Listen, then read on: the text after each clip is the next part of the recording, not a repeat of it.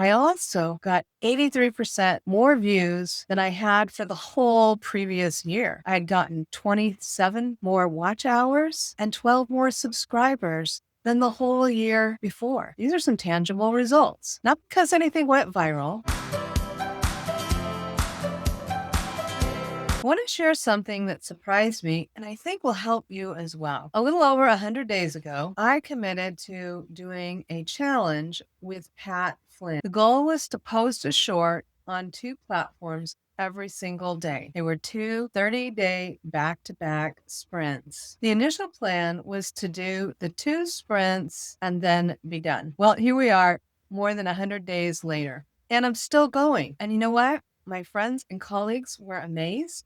And frankly, so was I. You see, I had tried to be consistent before with video and it hadn't succeeded. One of the things I think that helped was that the goal wasn't to go viral or get a million subscribers. It was simply to ship something and put it out there every single day. And for me, it was also important that I provided value to you, the viewer, in the process. I wanted to prove to myself that I could be consistent with video content, something that I have wanted for years. Most people quit challenges, and I had done the same thing myself many times. You start strong, you get excited, life happens, and motivation dips, and then we're out. But the people who stick with it, they learn the lessons that can only be learned by doing, and it can change your life and your business. And that's what I'm going to walk you through today. I'm going to share with you 5 major lessons that I learned during this 100 plus day process of posting a short daily. And more importantly, how you can use these lessons in your own side hustle or business right now. And whether you're a solopreneur, an established business, or starting a side hustle, these principles will apply to you. Now let's get to the first lesson. And honestly, this one was one of the most impactful ones for me. And I started to see it right away within the first week or so. And it's about the 1% better concept and actually seeing it in real time. You've probably heard this concept before. And the idea is that we get 1% better every day. And over time, it's going to compound into something significant. And it sounds great in theory, right? But here's the problem. Most of us don't actually see it happening. We take a small improvement, but the changes are so small and gradual, and it doesn't register with our brain. Additionally, a lot of us will make 1% better in this area for a short period of time and then that other area. And trying to see the 1% grow is like trying to watch a plant grow. You know it's growing, but you don't actually see it in real time. And if you're watching more than one plant, you really aren't going to see it. So focusing on something every single day, I actually got to see the change. Some days it was a simple lighting hack, a tilt of the glasses, or maybe fixing something in the background, or maybe the recording process itself. Some days it was a bigger win, like being able to batch script or batch record. I loved those days. And whenever I could improve my editing time or process, that was a big win. But here's what really blew my mind. One of the biggest improvements didn't even come until after day 90. I was approaching the 100-day milestone and I was going to need to shift. And I'm going to share more with you about that in another point. But again, these daily improvements and this daily consistency all contributed. And this wasn't luck or magic. It was compounding improvement. And that's what happens when you show up consistently and you're paying attention to what you're doing. Research shows visible progress increases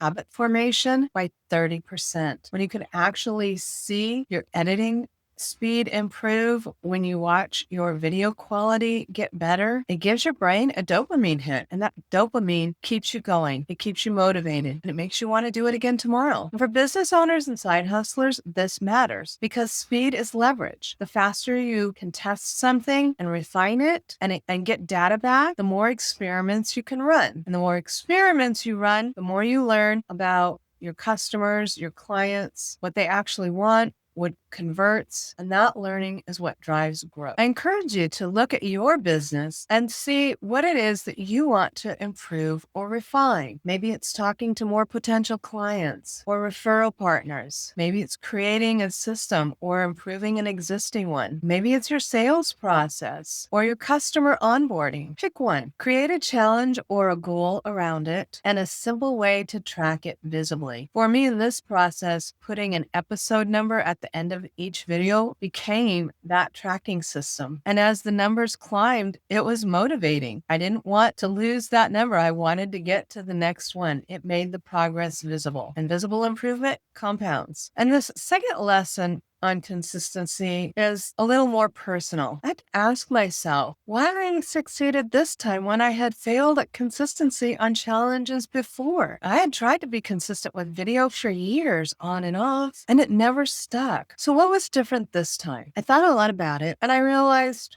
there were a few things. First, it was in a community. There were other people doing it with Pat Flynn in this community. The accountability helped. But beyond that, I had made the decision and I had framed the commitment. Instead of thinking of it as 60 days or forever, I broke it down into 30-day sprints. I felt I had a better chance of 30 days rather than 60. So I committed to the first 30 and I made it. I had proven to myself that I could do this. Then when I hit 60 days, I was already thinking about going to 90. Now here's the brain science on this one. Research shows that on average, it takes 62 to 67 days to hardwire a belief or a habit. If I really wanted to cement these habits in, I knew I was going to have to go longer than the 30 and even longer than the 60. So each 30-day sprint was a goal and a milestone. And once I got to 90, I knew I wanted to go to 100. And once I hit 100, I realized I didn't want to stop. Something else happened that I didn't expect. I realized I like chains, streaks. There was something about seeing that number go up each day. I didn't want to break it. It became motivating. Sometimes I was posting at 11:50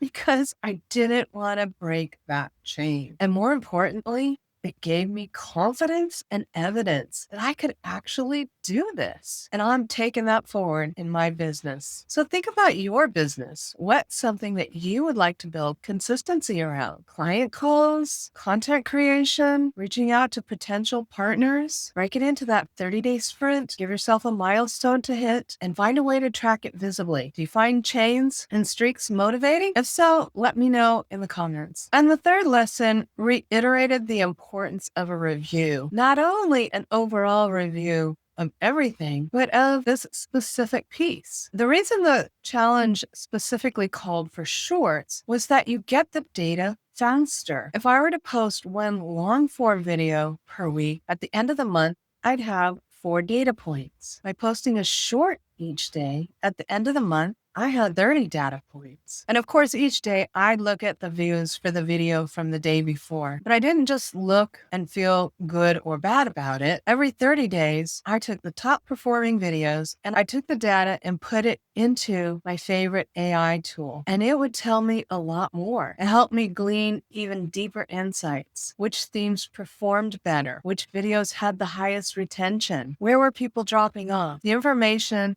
helps me to reverse engineer what's working and what viewers want to see. In the 3.5 months of posting daily, I also got 83% more views than I had for the whole previous year. I had gotten 27 more watch hours and 12 more subscribers. These are some tangible results, not because anything went viral, but because I was testing, looking at the data and adjusting and making those daily 1% improvements. I was even doing experiments like a faceless video on a day when I just really didn't want to get on the camera. Guess what? They didn't perform very well. So we can't keep doing that. I found the ones that got the most traction were the ones where I addressed the language we use or something about internal shifts. And that's valuable information.